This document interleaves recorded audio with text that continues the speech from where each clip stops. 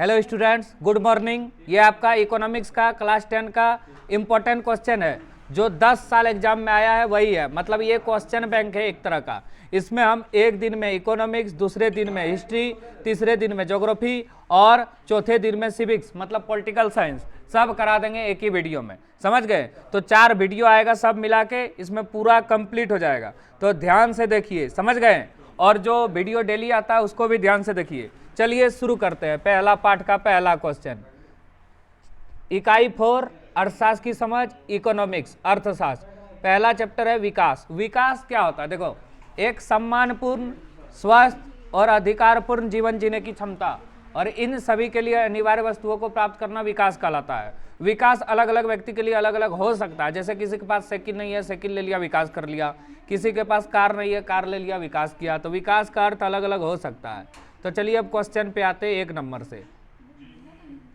हम औसत का प्रयोग क्यों करते हैं? देखिए, भारत में लगभग 140 करोड़ से अधिक जनसंख्या है। एक एक को हम लोग पढ़ नहीं सकते, एक एक का आय निकाल नहीं सकते, इसलिए हम लोग औसत का प्रयोग करते हैं। मतलब देखो इसमें क्या बोला गया है, विभिन्न देशों, राज्यों अथवा क्षेत्रों के अर्थव्यवस्था की तुलना करने के लिए हम लोग औसत का प्रयोग करते हैं। इतने लिखना है। अभी तुरंत बताएं, हमारे देश के विकासात्मक लक्ष्य क्या होना चाहिए? ऐसी परिस्थितियां उत्पन्न करना जिसमें सभी इच्छुक व्यक्ति को उसकी रुचि और योग्यता के अनुसार काम मिल जाए। समझ गए? ऐसी परिस्थितियां उत्पन्न करना जो लोगों में प्रतिभा के अनुसार आर्थिक और सृजनात्मक जीवन जीने की क्षमता प्रदान करे। ये भी लिख सकते हैं। यही है हमारे देश के विकासात्मक लक्ष्य। धारणी का विषय क्या होता है? देखो, हम लोग प्रगति कर रहे हैं, संसाधनों का प्रयोग कर रहे हैं, लेकिन धारणीय विकास मतलब क्या होता है? पर्यावरण को ध्यान में रखकर किया गया विकास, ताकि आने वाली पीढ़ी को भी लाभ हो और वर्तमान पीढ़ी को भी नुकसान ना पहुंचे। इसी को बोलते हैं धारणीय विकास। विकास ऐसा होना चाहिए जिसमें भावी पीढ़ी के सामने संसाधनों की कमी की समस्या नहीं उत्पन्न हो तथा पर्यावरण भी सुरक्षित रहे। संसाधनों की कमी तथा पर्यावरण का ह्रास भावी पीढ़ी के समक्ष गंभीर परिणाम को जन्म देता है। धारणीय विकास यही हो गया। मतलब संसाधन जो है सीमित है, इसलिए उसको सोच समझ के प्रयोग करना चाहिए ताकि वर्तमान पीढ़ी को भी लाभ हो और आने वाली पीढ़ी को भी लाभ हो सके और पर्यावरण भी सुरक्षित रहे। इसी को बोलते हैं धारणीय विकास। एक उदाहरण दीजिए जहां स्थितियों की तुलना के लिए औसत का प्रयोग किया जाता है। हम बताएं ना, किसी भी देश का जो है आय, व्यक्तिगत आय भिन्न भिन्न हो सकता है, तो उस देश के संपूर्ण जनसंख्या को, अब देखो क्या होता है, औसत आय क्या होता है? इसको प्रति व्यक्ति आय बोलते हैं। जब देश की कुल आय को कुल जनसंख्या से भाग देते हैं, जो प्राप्त होता है उसको बोलते हैं औसत आय। किसी भी देश में व्यक्तिगत आय भिन्न होती है, उस देश के संपूर्ण जनसंख्या को औसत आय प्राप्त कर किसी अन्य देश की औसत आय से तुलना की जा सकती है। भिन्न देशों के आर्थिक विकास की तुलना का आधार औसत आय होता है। चलिए अब आगे, अभी तुरंत बताएं, विकास का अर्थ क्या है? एक सम्मानपूर्ण, स्वस्थ तथा अधिकारपूर्ण जीवन जीने की क्षमता तथा इन सभी के लिए अनिवार्यता को प्राप्त करना विकास कहलाता है। इतने लिखना है, इतने लिखना है। ये अब निकल।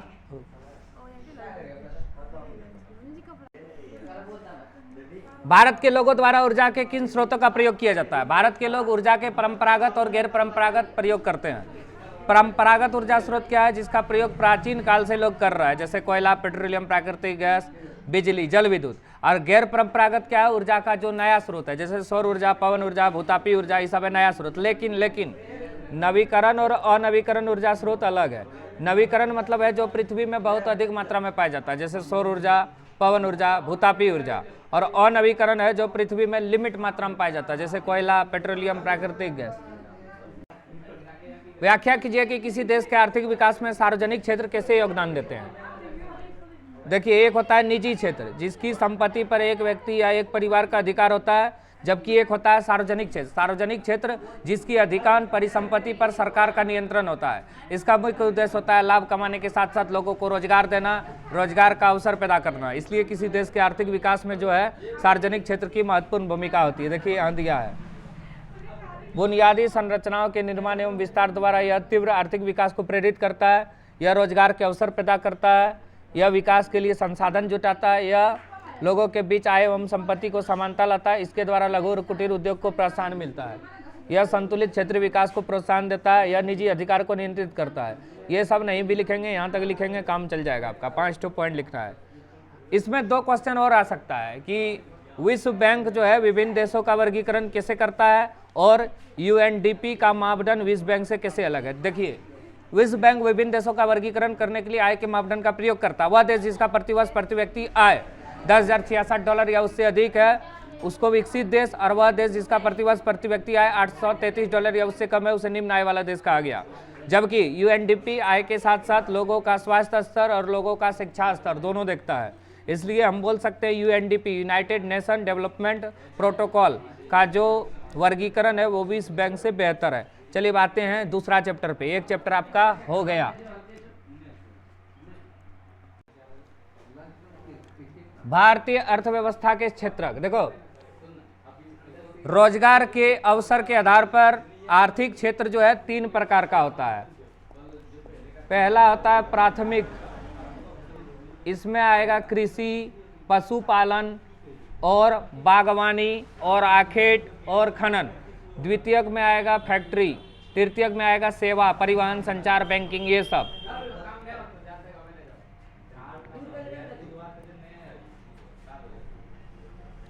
बैंक के आय का मुख्य स्रोत क्या है? देखो, साधारणतः 2 प्रकार के लोग बैंक में जाते हैं और बैंक का आय का प्राथमिक स्रोत है ऋण और दूसरा स्रोत क्या है? ब्याज।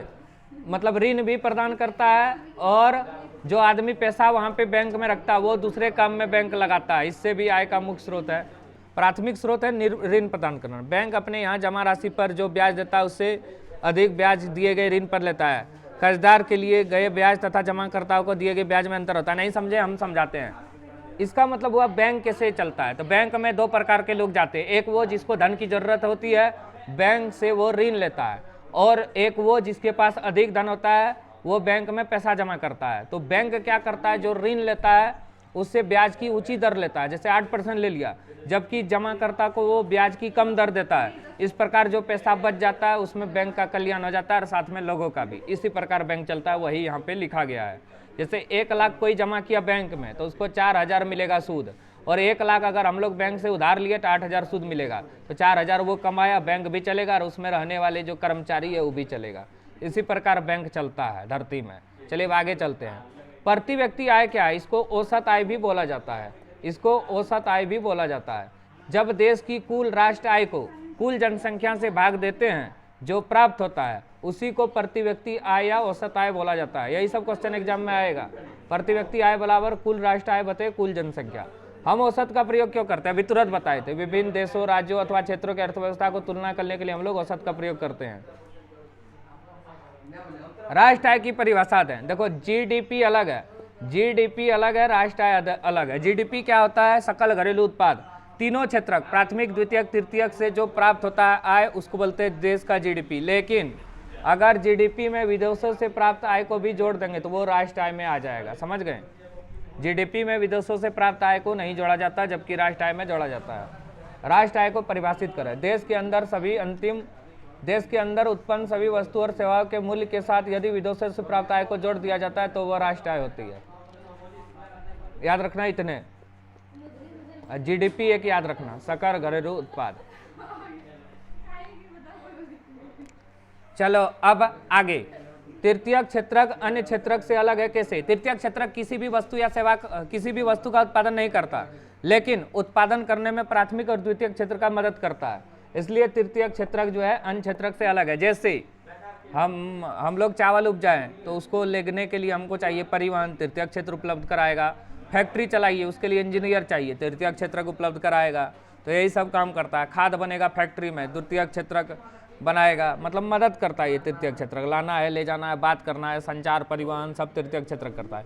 ये बहुत इंपॉर्टेंट है। बेरोजगारी क्या है? जब किसी व्यक्ति को, इच्छुक व्यक्ति को उसकी रुचि और योग्यता के अनुसार काम नहीं मिले, वर्तमान मजदूरी दर जो है उस पर काम नहीं मिलता तो उसको बोलते हैं बेरोजगारी। बेरोजगारी 2 प्रकार का आता है मुख्यतः, एक खुली, एक प्रच्छन्न।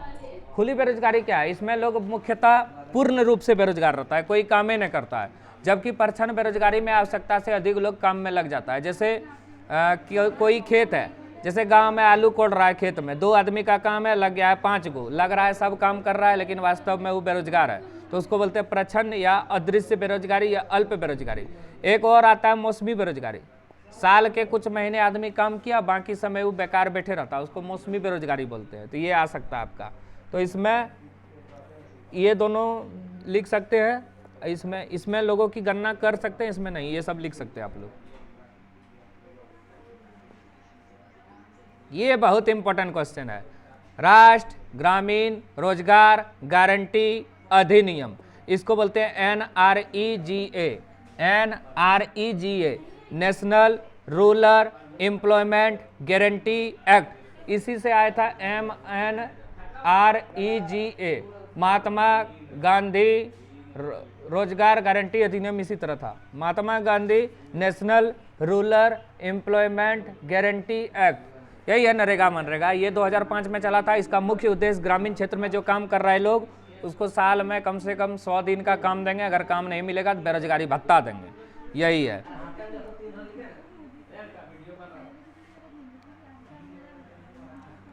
भारतीय रिजर्व बैंक अन्य बैंकों की गतिविधियों पर किस प्रकार नजर रखता है? देखो, बैंक दो प्रकार का होता है, एक होता है केंद्रीय बैंक और एक होता है व्यापारिक या व्यावसायिक बैंक। केंद्र बैंक क्या है? भारत का केंद्र बैंक है RBI, reserve bank of India. इसकी स्थापना 1935 में हुई थी, 1 अप्रैल 1935 में। ये क्या करता है? नोट जारी करता है, बैंकों का बैंक है, सरकार का बैंक है, व्यापारिक बैंक को ऋण प्रदान करता है। इतना काम है व्यापारिक बैंक का, केंद्र बैंक का, सॉरी। अब व्यापारिक बैंक क्या करता है? जहां हम लोग पैसा कौड़ी जमा करते हैं ग्राहक, वो सब है व्यापारिक बैंक। 1 रुपये का नोट जो है वित्त मंत्रालय जारी करता है, बाकी सभी प्रकार के नोट को जारी करने और सिक्के डालने का काम रिजर्व बैंक करता है, RBI।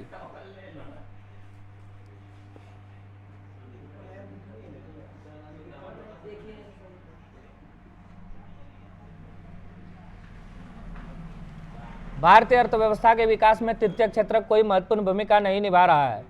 क्या आप इससे सहमत हैं? हम इससे सहमत नहीं है, क्योंकि तृतीय क्षेत्र का होना अनिवार्य है। GDP से हमारा तात्पर्य तीनों क्षेत्र के उत्पादन के योगफल से है। इसे सकल घरेलू उत्पाद भी कहते हैं। इस प्रकार वे गतिविधियां जिसके द्वारा चीजों के निर्माण की उपेक्षा सेवाओं का निर्माण होता है उसे तृतीय क्षेत्र कहते हैं।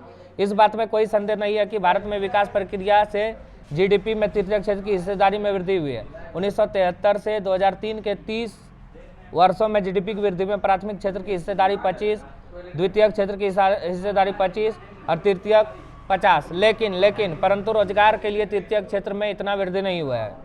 वर्ष 2000 में तृतीय क्षेत्र में रोजगार में 60% हिस्सेदारी, द्वितीय में 18, वर्ष 2000 में प्राथमिक क्षेत्र में रोजगार 60%, द्वितीय में 18, तृतीय में 22 था। इस प्रकार रोजगार के क्षेत्र में 2000 से प्राथमिक क्षेत्र की हिस्सेदारी सबसे अधिक है और अभी भी यह सबसे अधिक है। मतलब याद रखो, सबसे अधिक जो रोजगार मिलता है वो प्राथमिक क्षेत्र में मिलता है। संगठित और असंगठित क्षेत्र में क्या अंतर है? संगठित और असंगठित मतलब सरकारी प्राइवेट नहीं होता है। संगठित मतलब जहां पे रोजगार की अवधि निश्चित, समय निश्चित, भविष्य निधि और अन्य भत्ता भी मिलता है, रविवार को छुट्टी। तो कंपनी भी संगठित क्षेत्र में आ सकता है और सरकारी नौकरी भी। और असंगठित क्षेत्र क्या है?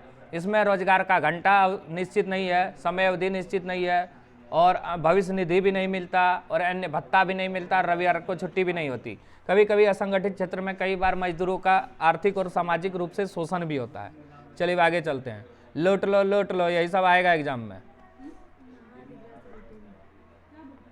आर्थिक गतिविधियां रोजगार की परिस्थितियों के आधार पर कैसे वर्गीकृत की जाती है? अर्थव्यवस्था में कार्यकलापों के आधार पर रोजगार की परिस्थितियों को 2 भागों में बांटा गया है।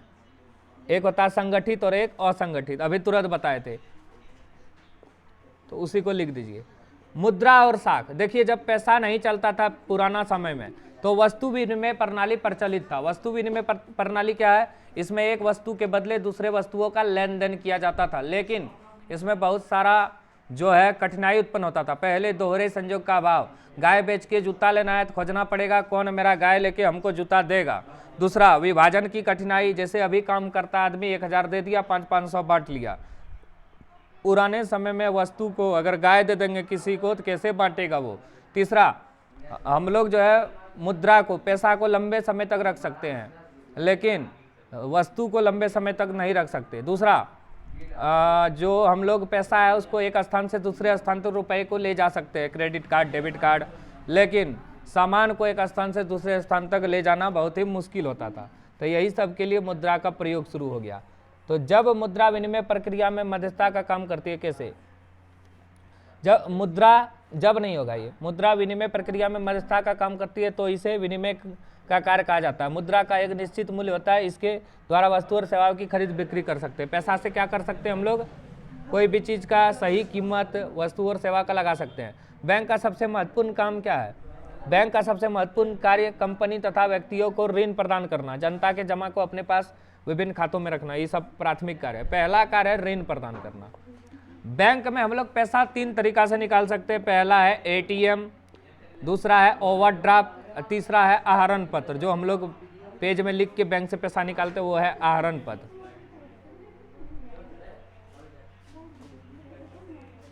जब दोनों पक्ष मतलब खरीद बिक्री वाला एक दूसरे से चीजें खरीदने और बेचने पर सहमति रखता है तो उसे क्या कहते हैं? जब दोनों पक्ष एक दूसरे से चीजें खरीदने और बेचने पर सहमति रखता है तो इसे विनिमय या व्यापार कहा जाता है। बेचने वाला विक्रेता और खरीदने वाला क्रेता होता है। जिस स्थल पर भूभाग पर विनिमय होता है उसे बाजार कहते हैं। बाजार क्या है? एक ऐसा स्थान जहाँ पे क्रेता वस्तुओं को खरीदने के लिए और विक्रेता वस्तु को बेचने के लिए एक जगह इकट्ठा होता है, उसको बोलते हैं बाजार। जैसे बिग बाजार, जैसे इंटरनेट, फ्लिपकार्ट, अमेजॉन, उसी से यूज करते हैं हम लोग। चलो अब आगे चलते हैं। भारत में केंद्र बैंक की तरफ से करेंसी नोट कौन जारी करता है? तो भारत में केंद्र सरकार की तरफ से करेंसी नोट जारी करने का अधिकार भारत रिजर्व बैंक मतलब आरबीआई के पास है, रिजर्व बैंक ऑफ इंडिया। 1 रुपये का जो नोट है उसको भारत का वित्त मंत्रालय जारी करता है, अब लगभग बंद हो गया। बाकी सभी प्रकार के नोट को ढालने और छपाई का काम केंद्र बैंक करता है। आ गया इंपॉर्टेंट क्वेश्चन आ गया। चलो, क्या कारण है बैंक कुछ कर्जदार को कर्ज देने के लिए तैयार नहीं होता?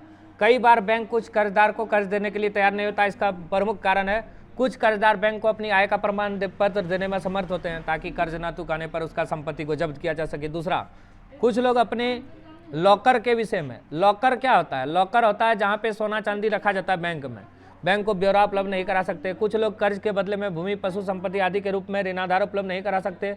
कुछ लोग गारंटी देने वाले लोगों को नहीं ला सकते। यही कारण है कि बैंक कुछ कर्जदार को कर्ज देने के लिए तैयार नहीं होता। ये बहुत ही इंपॉर्टेंट क्वेश्चन है। जोखिम वाली परिस्थितियों में ऋण कर्जदार के लिए और अधिक समस्या पैदा कर देगी। कैसे? चलिए एक कहानी सुनते हैं। जैसे कोई किसान बैंक से ऋण लेता है इस आशा पर कि अगर फसल अच्छा होगा तो अपने लिए भी कुछ रख लेंगे और बाजार में बेच के बैंक को ऋण दे देंगे। लेकिन किसी कारण से, वर्षा के ना होने से या वर्षा के अधिक होने से या कीड़े मकोड़े का फसल खाने से फसल बहुत कम हुआ या फसल आवश्यकता से अनुसार कम हुआ तो वह ऋण देने के लायक नहीं होगा। इस प्रकार उसका ऋण बढ़ता हुआ एक बोझ हो जाएगा। इसलिए बैंक मतलब अधिक जोखिम वाली परिस्थितियों में ऋण जो है कर्जदार के लिए और अधिक समस्या पैदा कर सकती है। यही है इसमें। देखो, याद कर लेना। हम तो 10 मिनट में याद किए हैं, तुम लोग को 20 मिनट में याद हो जाएगा। अगला, मुद्रा आवश्यकता के दोहरे संयोग की समस्या को किस तरह सुलझाती है? आवश्यकता का दोहरा संयोग क्या है? जैसे पुराना जमाने में पैसा नहीं चलता था, हमको जूता लेना है गाय बेच के, तो देखना पड़ता था कौन आदमी इच्छुक है गाय लेके जूता बेचने के लिए। लेकिन पैसा से क्या कर सकते हैं? कहीं गाय बेचो, कहीं जूता खरीदो, कहीं होड़ार खरीदो, जो खरीदना है खरीदो। आवश्यकता के दोहरे संयोग का अर्थ है जब दोनों पक्ष अर्थात खरीदार या विक्रेता एक दूसरे से चीजें खरीदने और बेचने की सहमति रखता हो। एक जूता निर्माता का उदाहरण देखते हैं। वो बाजार में जूता बेचकर गेहूं खरीदना चाहता है। जूता बनाने वाले पहले जूते के बदले मुद्रा प्राप्त करेगा और फिर उस मुद्रा का इस्तेमाल गेहूं खरीदने के लिए करेगा। जरा सोचिए, अभी ये चीज हो रहा है। जब जूता, अब क्या होता था, जब पैसा नहीं चलता था तो क्या होता था? वस्तु विनिमय प्रणाली है तो उसको खोजना पड़ता था, कहाँ जूता बेचेंगे, कहाँ गेहूं लेंगे। चलो अब आगे देखो। चिंता है तुम लोग को अभी। भारतीय रिजर्व बैंक अन्य बैंक की गतिविधियों पर किस प्रकार नजर रखता है? देखो, भारत का केंद्र बैंक आरबीआई है, माने रिजर्व बैंक ऑफ इंडिया। वो नजर रखता है व्यापारिक बैंक पे कि वो सिर्फ उद्योगपति को तो ऋण नहीं दे रहा है, किसानों को ऋण दे रहा है कि नहीं, किस दर पर कितना ऋण दे रहा है, अपने पास कुछ जमा रख रहा है कि नहीं, ताकि जिसको जरूरत है उसको पैसा दे सके। तो यही सब 2-3 को पढ़ के यहाँ से आपको जो अच्छा लगे ऋण लीजिए। सोशल साइंस मतलब होता है छांटना। जो छांटने सीख गया उसको तुरंत याद होगा 2 मिनट में, और जो छांटने नहीं सीखा उसको एग्जाम के बाद याद होगा। चलो आगे देखो। साख के प्रमुख स्रोत क्या है? साख मतलब होता है कर्ज। तो साख का 2 स्रोत है। एक है साख का औपचारिक स्रोत और एक है अनौपचारिक स्रोत। औपचारिक स्रोत है केंद्रीय बैंक, व्यापारिक बैंक, सहकारी समिति, जहाँ पे जो है ब्याज दर थोड़ा कम होता है और समय अवधि भी उसमें निश्चित होती है। जबकि साख का अनौपचारिक स्रोत में मित्र, रिश्तेदार, सगे संबंधी होगा, इसमें ब्याज दर भी ऊंचा होता है, कई बार शोषण होता है। तो ये आप लोग तुलना करके लिख सकते हैं। चलिए अब आगे।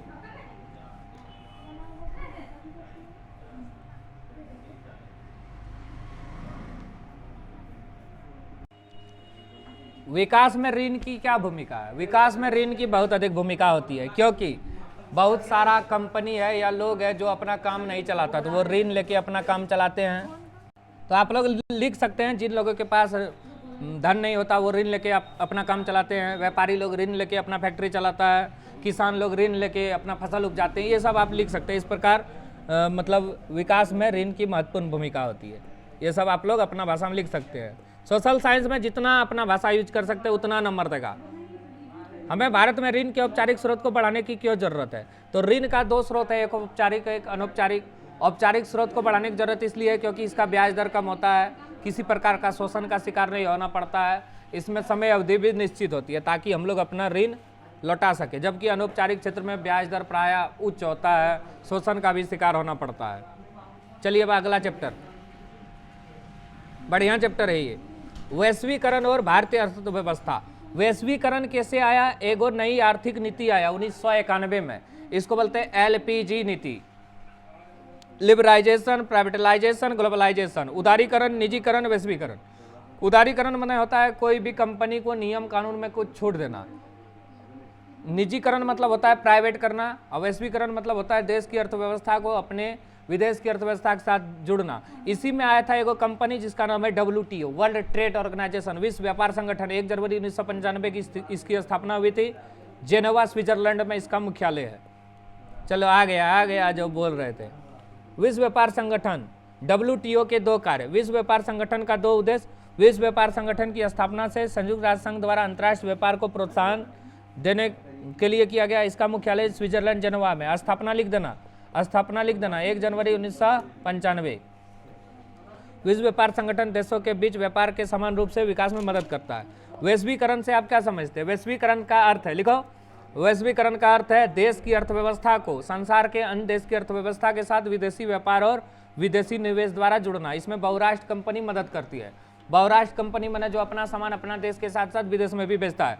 हम लोग जो फोन तोन यूज कर रहे हैं वो सस्ता हुआ है वैश्वीकरण के कारण। अगर भारत में एगो कंपनी होता, फोन बनाता, 3 लाख दाम रखता, खरीदो न खरीदो। अब विदेश वाला आ गया तो यहाँ का कंपनी को खा गया, वो सब सस्ता दाम में बढ़िया बढ़िया चीज देने लगा।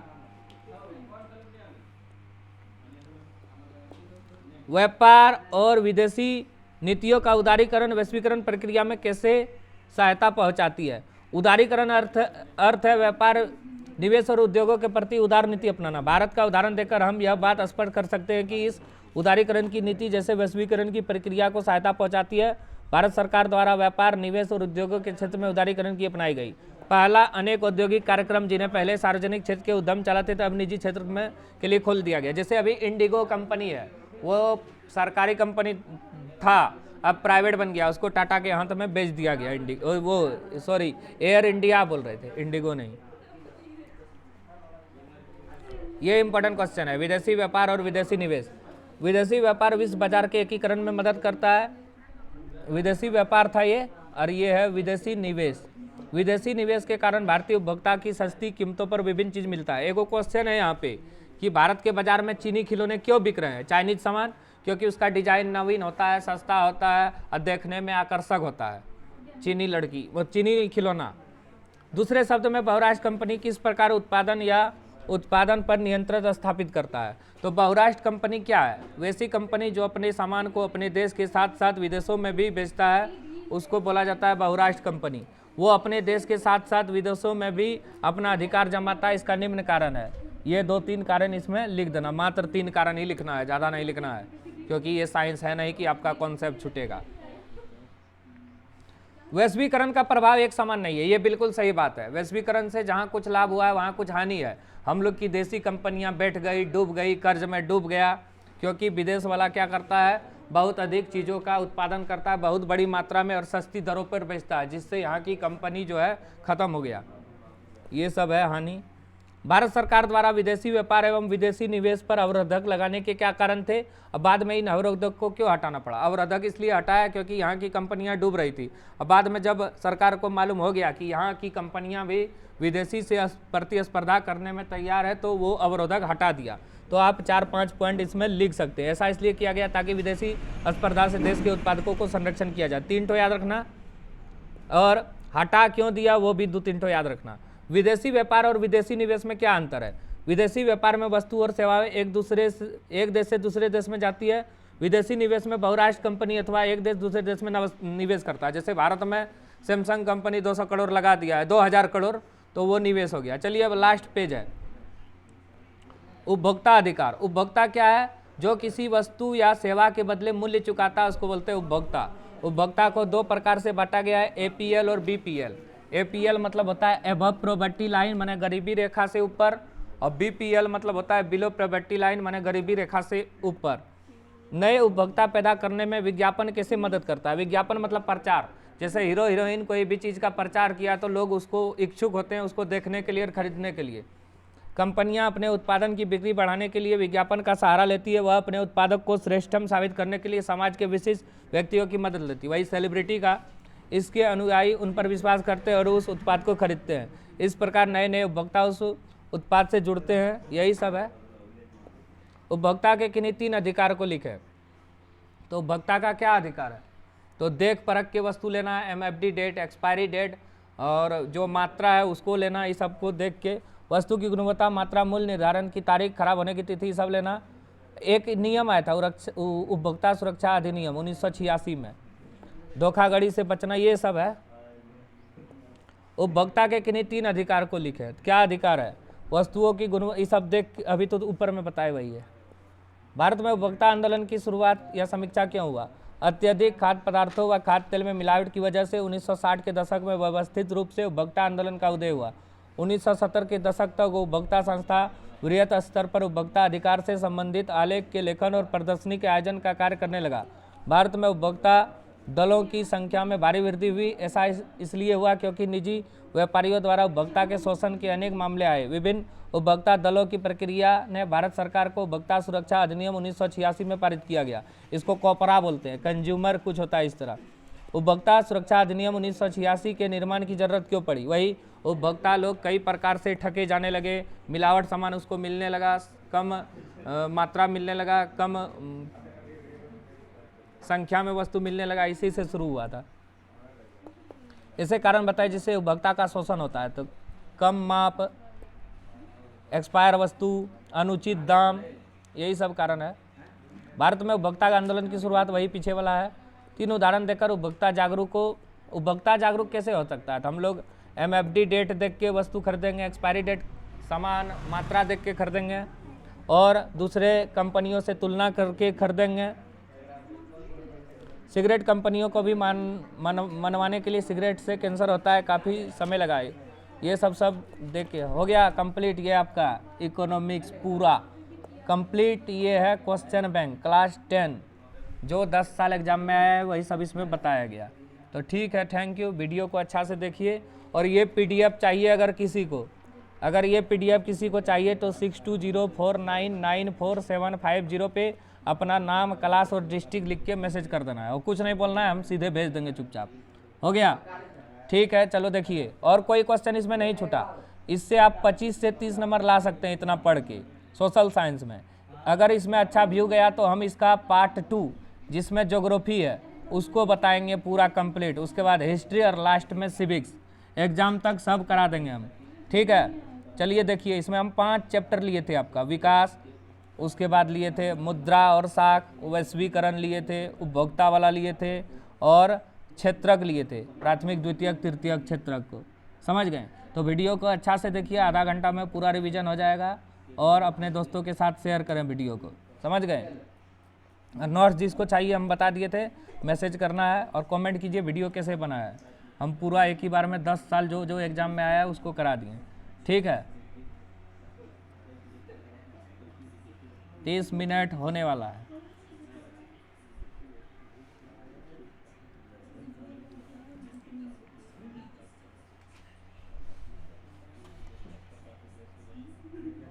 Economics class 10।